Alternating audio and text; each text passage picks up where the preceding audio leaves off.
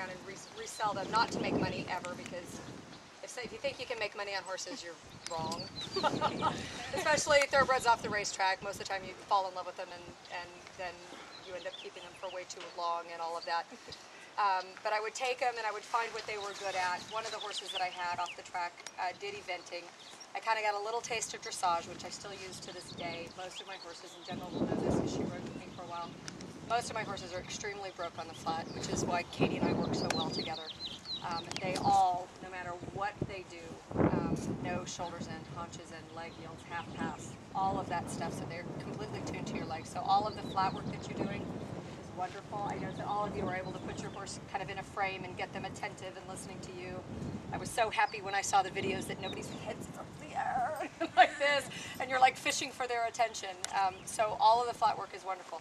The amount of time that you spend in the air on course is nominal compared to the amount of time you spend actually on the flat and doing the flat work and being able to press out in the corners. I want you to really focus when we're working today, not so much on, oh, it's a jump and I've got to jump it, but more I'm going to trot my horse up in a good frame to the jump, whatever's going to happen over the jump, and then I'm going to land in the track and ride away from whatever jump. So I want to see your tracks to the jumps and away from the jumps are the most important.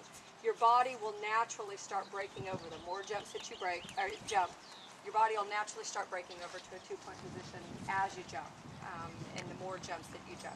I don't want you to focus so much on getting on your toe and breaking over, and I'm sure that she's hammered this into your head a little bit. I'm positive of it.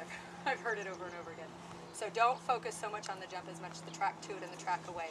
If you don't have a lead change, does everybody horses do lead changes? Not completely. Any of them? If you don't have a horse that does a lead change, I'd rather you not ask for the change. I'd rather see a halt or a nice walk transition. A walk transition is probably even better because it's still a forward transition. And then shape them for the canter and ask them for the canter.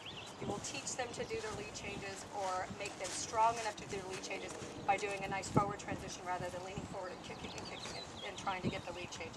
So if your horse doesn't do the change, then before the corner, be organized enough that you can sit up, walk them up into your hand, and then shape and ask for the lead. And you'll see the horses will really start thinking about it on their own. I've had people bring horses to me that says, oh, we can't get its changes, so it has to be sold as a jumper. I go, really? You turn it out in the turnout and it goes running around, it just does its changes on its own, so maybe it's the rider that's getting in the way, right? So let's go ahead, and everybody's jumped before? Besides with Katie, before Katie, has everybody jumped? Yeah. Yeah, pretty much. What is your name? Melanie. Melanie? Melanie. Brianna. Brianna. Kari. Kari. Gemma. Abby. Abby. Okay. Brianna. Melanie. Melanie, Brianna. Melanie, Brianna, Kari. Abby. Abby. And Elizabeth's coming. And Elizabeth's coming, and I am going to forget your names, and I'll say, unfortunately, there's 2 chestnuts with white stars. Okay.